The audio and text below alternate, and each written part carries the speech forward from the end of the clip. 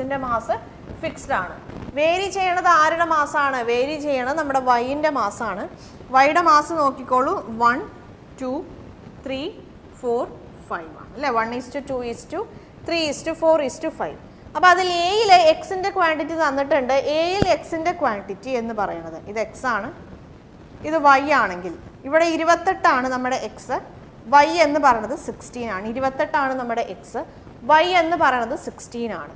അപ്പോൾ ഇവിടെ നെക്സ്റ്റ് അവർ സിയുടെ കാര്യമാണ് ചോദിച്ചിട്ടുള്ളത്. ഇവിടെ എക്സിൻ്റെ ക്വാണ്ടിറ്റി സെയിം 28 ആണ് തന്നിട്ടുണ്ട്.